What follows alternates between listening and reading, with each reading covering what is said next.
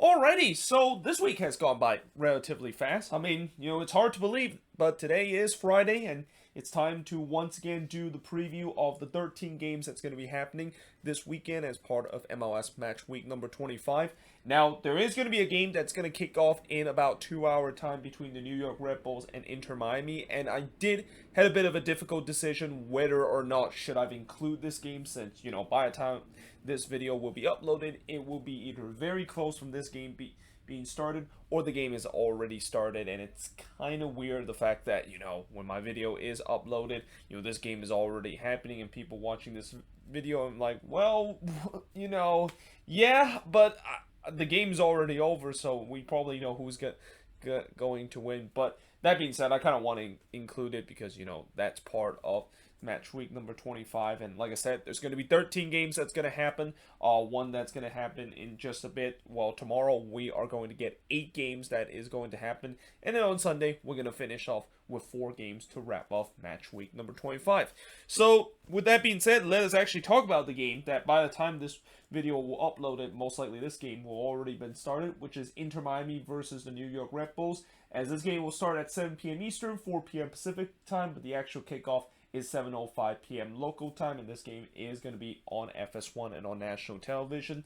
Inter Miami, they are red hot coming into this game. Won 5 out of their last 6 games and have a record of 9-5-9, while the Red Bulls have a record of 6-5-11, and they are the opposite of the team that is red hot right now, which is they've been ice cold in this stretch. I mean, 1 win in the last 11 games have really got themselves in a position where they are almost potentially fall out of the playoff picture, and this might finally be the year where the Red Bulls have their I believe 10 season or 11 season playoff streak come to an end. But in terms of the last 2 head-to-head matchup, as this is only the 3rd meeting between both of these teams, it was Inter Miami winning the last matchup 2-1 against the Red Bulls before the Red Bulls did win the first matchup against Inter Miami 4-1, but this has been a whole different Miami team, and again, this team is not only red hot right now, but they are definitely trying to keep pace of all the team around them that has also been red hot, and the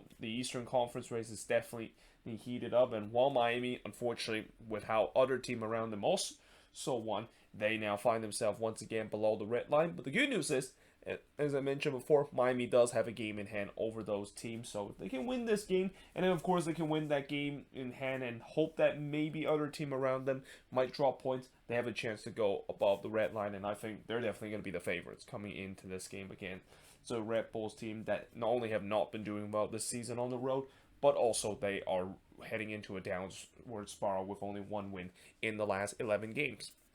But now moving on, in terms of the next match, is none other than the showdown between Atlanta United versus DC United. So I've mentioned before how this is no doubt, in my opinion, the biggest game of this weekend's action, because it's between 2 teams that is definitely fighting for those playoff spots. Although coming into this game, both of these teams are actually above the red line right now. DC actually jumped all the way up to 5th place in the Eastern Conference, while Atlanta is the last team that is up above the red line in the Eastern Conference. But judging by how Atlanta has been playing, yeah, they're not going to stay just above the red line for long, because coming into this game, which will start at 3:30 p.m. Eastern, 12:30 p.m. Pacific, but the actual kickoff is 3:50 p.m. local time, which unfortunately, yeah, this game is going to be on Twitter, and it sucks the fact that the game that I'm looking forward to the most is going to be on Twitter, but I guess that's what happened whenever a game kicks off at 3:50 p.m. local time. But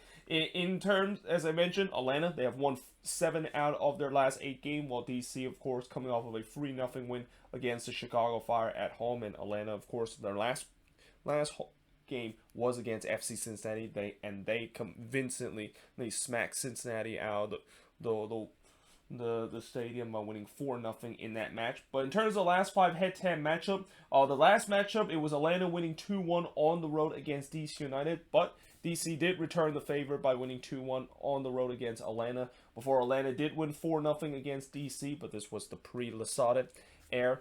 Then Atlanta, of course, winning 2-0 against DC United, and then DC, of course, winning 2-0 against Atlanta United. But like I said, this should be a very entertaining game, and especially how both of these teams tends to be not only red hot lately, but also red hot on the attack. expect there's going to be some goals that's going to score in this game. And now watch how there probably isn't, and this is probably going to end in a 0-0 draw. And yeah, it just feels like sometimes when I talk about how a game there tends to be a lot of goals, it turns out that was not the case. And then there's time where I say it's probably going to be a boring game, and then next thing you know, it ended up to be like a 4-3 kind of resort. But we shall see how this is going to go. And again, I expect this should be a very entertaining game with the way that, again, both attack are just red hot coming into this one. But now moving on, in terms of the next match, is going to be New England versus Columbus. So for the third and final time, we have the rematch of the Eastern Conference final. But coming into this game, certainly both teams has been kind of having the complete opposite season so far, compared to both of them were fighting for a chance to represent the Eastern Conference in the Eastern Conference final last year, because whereas New England not only has been much better this season, but they're actually now chasing record in terms of not only winning the Supporters' Shield, but also chase the record that LAFC held back in 2019, getting 72 points in the regular their season. And I believe they have 9 games to do it, which, right now they're at 55. They need 18 more points to do so, and I believe they can definitely do it. I mean, 2 points per game is definitely a lot to ask, but judging how New England has got 55 points through 25 games, yeah, they are definitely on verge of potentially breaking that record if they can keep pace as is. And they have a chance to increase that points per game total against a Columbus team that, as I said, they have not been great whatsoever this season, but they are started to maybe kind of trying to get themselves out of a bit of a slump after they got a 2-1 win against the New York Red Bulls. But if they want to get another win, they need to face a Revs team that have won 7 out of their last 8 games, and it seems like every single game from now, the Revs are pretty much going to end up with all 3 points for how good they've been. This game, of course, will start at 7 p.m. Eastern, 4 p.m. Pacific, but the actual kickoff is 7:08 p.m. local time. Last 5 head-to-head between both of these teams, last time both of these teams played, was actually a big day for the Columbus Crew, because they were opening their first, or opening their brand new stadium that is Lower.com Field, playing their very first game. And it was kind of an incredible game too, because the Revs were up 2-0 in that game, only for Columbus to pin them back and drew 2-2 in that one. Before that, it was a 1-0 win for New England over Columbus before in the Eastern Conference final. Remember the Crew winning 1-0 against the Revs. Then it was a 2-0 road win that Columbus had against New England, and then it was a 1-0 win on the road against New England to wrap up the last 5 head-to-head matchup. But yeah, this is a game that I think once again the Revs are going to be the heavy favorites, especially the way that they have not lost a lot of games so far this season at home. In fact, I think they only lost once this season at home, which was against Toronto FC. But they have really made Gillette Stadium a fortress, which is something that they did not do last season. I think a lot of the success this season has had for the Revs isn't just because of the fact that they've been a very good road team, as we saw last season, but now the fact that they started to figure out their home form and make Gillette Stadium an absolute fortress. It's not a big surprise that this team is having an incredible year, and like I said, they're only 18 points away from breaking the record that LAFC had for the most points in the regular season back in 2019.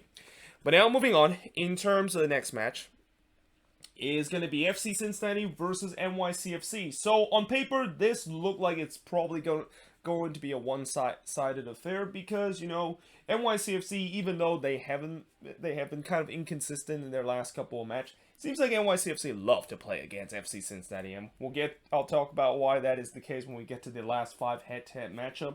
But coming into this game, FC Cincinnati has a 4-8-11 record after they lost 4-0 to Atlanta on the road, while NYCFC were part of that incredible 3-3 draw against FC Dallas at home, and their record is 10-5-8. This game, of course, will start at 7:30 p.m. Eastern, 4:30 p.m. Pacific, but the actual kickoff is 7:38 p.m. local time. And like I said before, NYCFC just tends to love to play against Cincinnati, because the last 5 head-to-head match, it was NYCFC earlier this season completely blowing FC Cincinnati out of the stadium by winning 5-0 at home. Before, it was a 4-0 home win against FC Cincinnati, a 2-1 home win against FC Cincinnati, a 4-1 road win against FC Cincinnati, and then a 5-2 home win against FC Cincinnati. I mean, they have just this is probably one of the most one-sided head-to-head so far in the league, and judging by how this season has gone, I won't be surprised if NYCFC is gonna once again put up a bit of a crooked number against FC Cincinnati. But certainly, if you're Cincinnati, the best that they can hope here is that maybe they can show some fight in this game against a team that has regularly dominate them every single game. But we shall see whether or not if that's going to be the case. And in MLS, I know I talked about before, this league is kind of a bit of a parity league, and this is kind of one of those unique league in the world where any team can of course beat any team at any certain time. But for FC Cincinnati, they're kind of not helping that kind of statement with the way that it seems like every time when they do play against a really good team, they just get absolutely annihilated like they did in the last game against Atlanta United.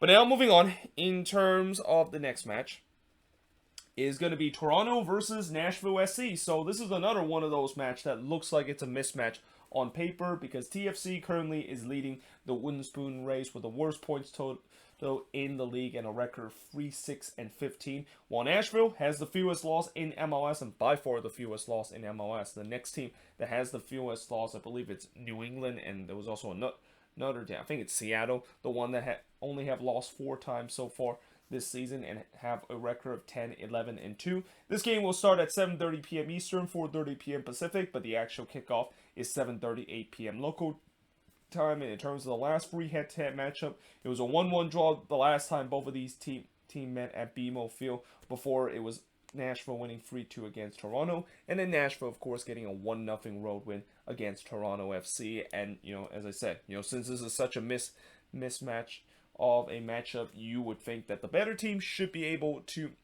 get the win. And especially the fact that Nashville has really started to figure out their road form. I mean, they have now won two straight on the road, and I won't be surprised it would be 3 straight, especially the fact that not only the fact that they're once again have a solid defensive standpoint. This is probably one of the best team in terms of defensive department, but they're also scoring goals. And when you can combine both of that, it's no wonder why Nashville is really hard to beat. And they're playing against a TFC team that it just feels like, with the way that their winless run is at 9 games, they just always tends to find ways to lose game, even though it when things does goes right. And that's got to be very frustrating if you are a TFC fan. And kind of just summarize how it's been a disastrous season for them with the way how this year has gone through. But now moving on into the next game. Speaking of disaster year, Austin's expansion campaign definitely has not gone the way that they hoped for, as they have a record of 5-4-15, and they also have the worst record in terms of the Western Conference. But they get to play against a Quakes team where this has started to be desperation time for the Quakes. Like, with the way that they lost a game in the last one where I thought it was a must-win game against RSL, and the fact that they lost 4-3 at home means that they have to win this game against Austin FC. Like, there's just no way in the world, if the Quakes are still going to consider themselves play a playoff contention, that they lose this game or even draw this game against a lowly Austin side. But coming into this game, there was only one prior meeting between both of these teams, and it was a 0-0 draw between both them. And in terms of the start time, on 8 p.m. Eastern, 5 p.m. Pacific, but the actual kickoff is 7:08 p.m. local time, so it's a relatively earlier start in terms of Austin home game than usually is. But again, like I said, this is an absolute must-win for the Quakes. And the last game, they kind of proved that it seems like the goal scoring woes that they've been having kind of fixed, with the way that Chofis Lopez has an incredible hat trick, and definitely was not happy the fact that he did not win Player of the Week. I mean, I understand that they gave the Player of the Week to Ola Kamara because of the fact that Ola Kamara was part of the winning team, but when you look at Ola Kamara's hat trick and how he scored two of his goals on a penalty spot, while Chofis Lopez scored a rocket of a goal and just completely kill someone on the pitch, and also not to mention scoring an Olympico to cap up the hat trick. I mean, I don't know how that's not worthy of a Player of the Week, and that if Player of the Week is just based on players that are part of the winning team, then I feel like there should sometimes be some exception, and that was one of those ones one that I feel like there's no way in the world you cannot tell me how Chofis Lopez does not win Player of the Week because of that. But either way, I'm not gonna, as much as I'm started getting down to that rabbit hole of Player of the Week. What I'm really hoping is the Quakes, of course, get a win, because if they do not get a win in this one, then it is starting to get away from them, and this is where my theory about this team, when they were unbeaten in 10 games and they finally had that unbeaten run, came to an end. I had the theory that, yeah, we have started to hit peak Almeida status. And this is the thing about the Almeida experience. When you hit the peak, expect to go down and down and down and way down. And it feels like it's the case now for the Quakes. And this would be the worst time for that to happen, with the way that they're playing. A lot of teams coming up are right around where they are in the standings and are chasing for those crucial playoff spot in the Western Conference. But that being said, I am now going to switch boards and look at the last 6 games, or actually I'll take a look at the 6th game on the second board. But for the first time since I'm doing a 13 games preview, which I think this is the first time I've done a full preview without splitting into 2 video, I will have to change the board one more time after when I look at the second board. But yeah, moving on, in terms of the next match, is Minnesota taking on the LA Galaxy. Now, one thing that I found out when I was doing some research looking at the last 5 head-to-head meeting is that the Loons have never beaten the Galaxy in their franchise history. Now, that still doesn't change the fact that I still think this is a must-win game for the Loons, and that if there is a better time for them to get their first ever win against the Galaxy, this would be the time to do so, because coming into this game, Minnesota is once again below the red line with an 8-7-8 record and are the first team out in the playoffs in the Western Conference. While the Galaxy, they don't have to worry about being dropped down below the red line, but they're definitely maybe is a little bit concerned the fact that some of the teams behind them is slowly catching them up. And one of those teams is the Portland Timbers, that has a 4-point deficit in terms of the Galaxy getting that elusive 4th spot. That is the last spot in terms of guaranteeing at least one home game in the playoffs, and they have a record of 11-5-8. This game will start at 8 p.m. Eastern, 5 p.m. Pacific, but the actual kickoff is 7:08 p.m. local time.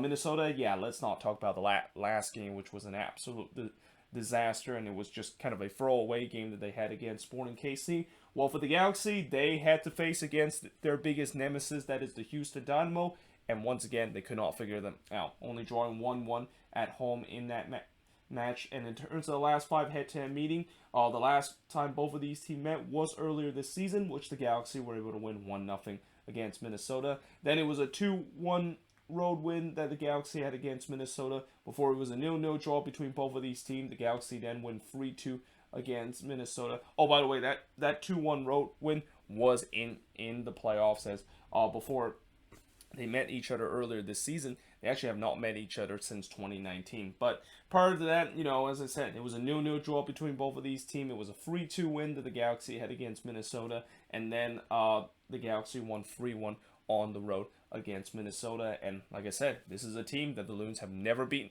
before. And that, again, this is probably the first. If there is a time to beat them, this would be the time. And I'm also hearing the fact that most likely guys like Robin Lod and Reynoso could be back in the starting 11 in this game, which is a great news considering the fact that we really miss both of those guys that are just the keystone toward this attack for the rest of the season.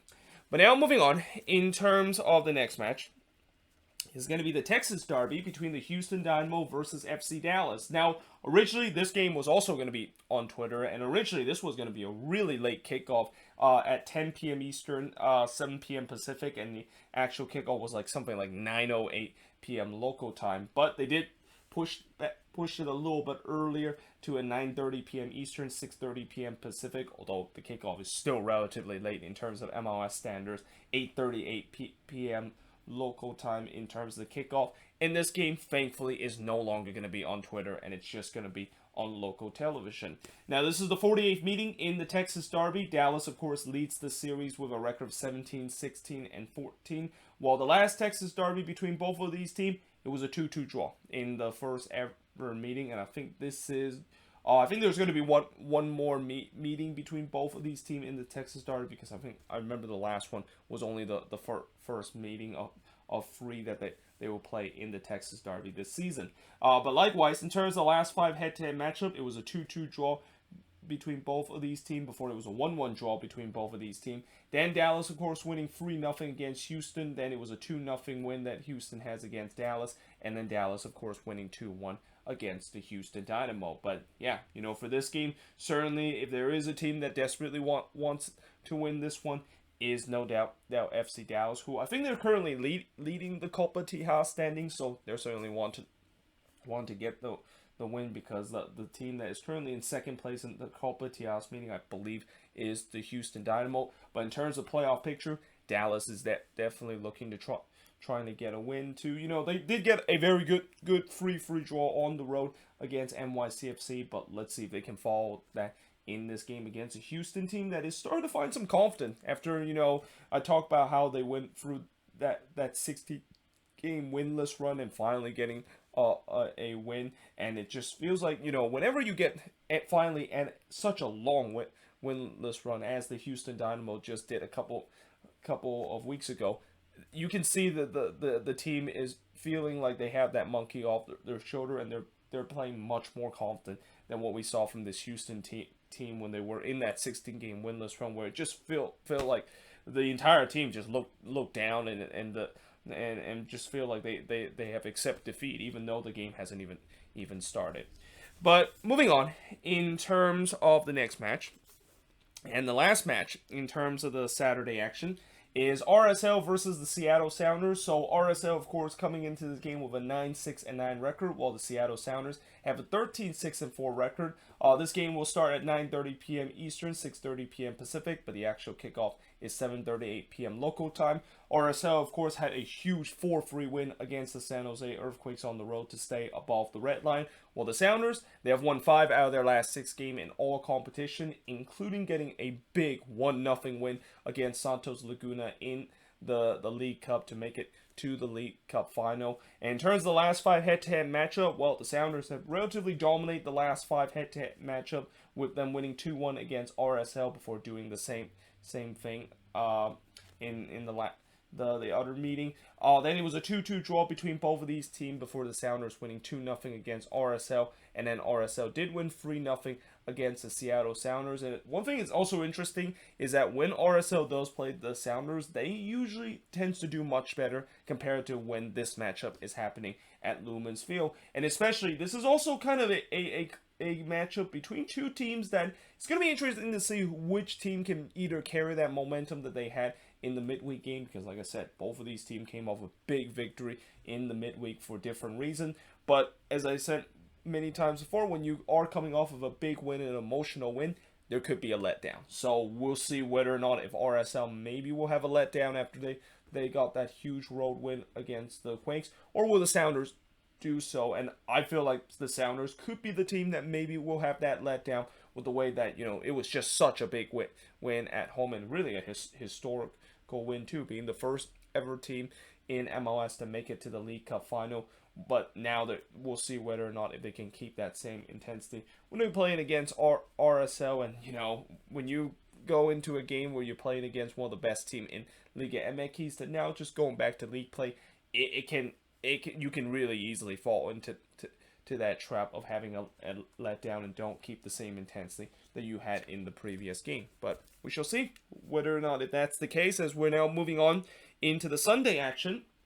And the first of 4 Sunday game is Montreal taking on the Chicago Fire. So this, for the first time in what feels like a long time, we actually have an early morning kickoff in terms of my time, as this game will start at 1 p.m. Eastern, 10 a.m. Pacific, but the actual kickoff is 1:08 p.m. local time. I mean, I think the last time we had that early of a morning kickoff was all the way back in May. And I did say that, during the summer month, we don't usually see like early kickoff, because, obviously you don't want most of these games to play in the hot summer sun during the summer month. But since in Montreal, as we get into September and it does start to get a little bit colder in the northeast, we're definitely start to see some more afternoon games in the latter part of the stage. But coming into this one, Montreal, of course, got a big 4-2 win against Orlando to stay above the red line, while the Chicago Fire, yeah, they have lost 4 out of their 5 game in the 6-game road trip that they are on, and they're really started to now kind of fall out of the playoff race in the Eastern Conference. Last 5 head-to-head meeting, it was Montreal getting a 1-0 win against Chicago before both of these teams drew 2-2. And then Chicago, of course, winning 3-2 against Montreal, and then Montreal winning 1-0 against the Chicago Fire before Montreal winning 2-1 against the Chicago Fire. So Montreal definitely have a good record against the Chicago Fire in the last 5 head-to-head matchup. And also knowing the fact that coming into this game in terms of form, while Montreal has kind of at times looked inconsistent, at least they are not the Chicago Fire, which, I talked about how this road trip was going to define their season, and with the way how bad things have gone in this road trip, it just tells you that, they look like they're done in terms of the East, and they're probably not gonna make the playoffs once again. But now moving on, in terms of the next match, is the Philadelphia Union versus Orlando City, which is another game that is going to be on national television, and this is the second of 3 games that's going to be on national television, and one of the 2 doubleheader that we're going to have, with this game being on ESPN and then this one on FS1.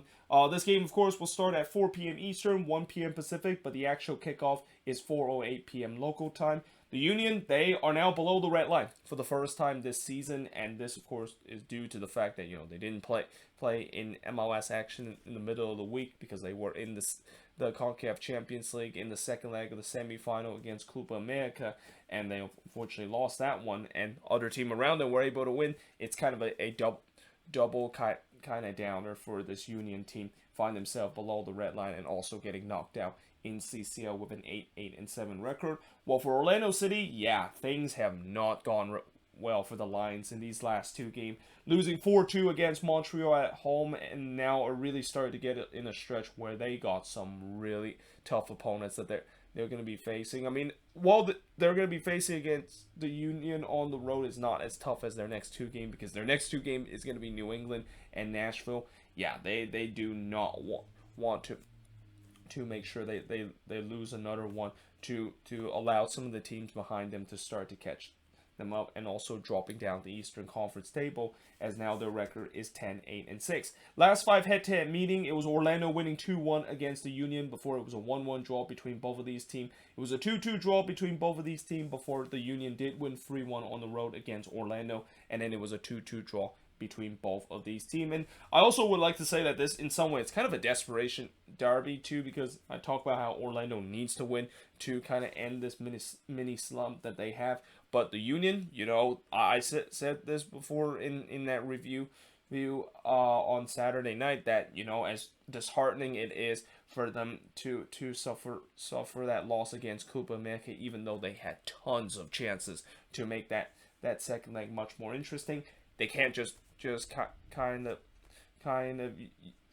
look at that and think things are going to continue to go bad. They need to get themselves back on their feet, because, as I said, they're now below the red line, and knowing the fact that a lot of team around them has been red hot, and the Union is not one of those teams that has been red hot, they really need to win this game against Orlando City. And like I said, it's a game where for both teams it's kind of a must win, but only one team, of course, will win, and that one team that's going to win the game is going to have a huge win, while the loser are going to really start to feel like things have started to fall apart as we head into the home stretch of this MLS season. But now moving on into the last game on this board, and that, of course, is the Portland Timbers versus LAFC, which, as I said, this game is going to be on FS1, as this game will start at 7:30 p.m. Eastern, 4:30 p.m. Pacific, but the actual kickoff will be 4:55 p.m. local time. The Timbers, they, of course, drew 2-2 against Colorado at home, but that definitely felt like it was a win for them, considering the fact that they were down to 10 men for the entire part of the second half, and were still able to come back twice from being down to Colorado with just 10 men. While LAFC, they have started to be on a bit of a hot streak and started to look like the LAFC that we know from in the past after winning three games in a row. But there's no doubt that this is probably going to be the toughest opponent during this stretch where they've been on a winning streak. Because, as I said, the Timbers, they have started to turn their season around 2, and also both of these teams, unsurprisingly, have started to get themselves above the red line, where at one point both of these teams was actually below the red line. But the last 5 head-to-head matchup, it was the Timbers winning 2-1 against LAFC earlier this season. Before, it was a 1-1 draw between both of these teams, for another 1-1 draw between both of these teams, and then LAFC winning 4-2 against the Portland Timbers, and then it was a 2-2 draw between both of these teams. So yeah, this is a big game for both of these teams, and a game where they can get a win. They can definitely solidify themselves in a better position to kind of stay away from that red line and be in danger of falling out of it. But yeah, again, this anytime when you have these two teams face against each other, you know it's going to be a good game. And it's also unsurprising that anytime when both of these teams face off against each other, you know it's going to be on national television, and it is the case in this one. But now, that being said, I am now going to switchboard one more time, because I got one more game that I am going to look at, which is the Colorado Rapids versus the Vancouver Whitecaps. So now, moving on into the last match of match week number 25, is the Colorado Rapids taking on the Vancouver Whitecaps, which will start at 9 p.m. Eastern, 6 p.m. Pacific, but the actual kickoff is 7:08 p.m. local time. The Rapids, of course, drew 2-2 against the Portland Timbers on the road with a record of 12-7-4, and kind of inexplicably in these last two games, giving up late goals after being one of the best teams in terms of not giving up late goals, and also does a great job in terms of closing out games. While the Vancouver Whitecaps, yeah, they got a reality check in the last game after losing 1-0 against the Portland Timbers at home, and had their 10-game unbeaten streak come to an end, and now their record is 7-8-8, and once again find themselves below the red line in 9th place. Last 5 head-to-head meeting between both of these teams, it was the Rapids winning 1-0 on the road against Vancouver, and then it was a 2-2 draw between both of these teams before the Whitecaps did win 3-2 against the Rapids. Then the Rapids did win 1-0 on the road against Vancouver before Vancouver was able to win 2-1 against the Colorado Rapids, and it seems like the road team has been actually getting the result in terms of the last 5 head-to-head meeting. But there's no doubt that this game, the Rapids is going to be once again favorites, and they're definitely looking to trying to not start a trend of what I said before in the last 2 games, where it is very inexplicable to see that this team giving up goals late in this game, and that if they want to correct that, they want to make sure they can close out games, and also getting a victory against a Whitecaps team that, like I said, they definitely got a reality check in the last game, but they're just hoping that reality check does not mean that it start a bad winless run. Like I said before, I feel like the Vancouver Whitecaps are in the same situation that the Quakes were, where you know, in some way the Whitecaps were kind of a couple of weeks of the same situation that the Quakes were, where, you know, both of these teams were on a 10-game unbeaten streak, and then once that 10-game unbeaten streak comes, reality started to set in, and they started to go on a bad run. And whereas we're starting to see this with the Quakes, the Whitecaps are hoping they're not going to try to repeat that same feat. But it's not going to be easy, because they are going to be playing against a team that is desperate to try to get 3 points, to not waste another big opportunity to try to get themselves in the top spot in the Western Conference. But there you have it. That is pretty much it for the preview of all 13 of these games. If you made it this far, thank you for your loyal support, and also make sure you leave a comment below what do you think of all of these games, and also let me know in the comments below your prediction for all 13 games that's going to be happening, as we got another full slate of weekend action of MLS Matchweek number 25. But until then, hope you guys enjoyed this video. If you do, make sure you guys leave a like, smash the subscribe button, and yeah, I of course will see you guys next time.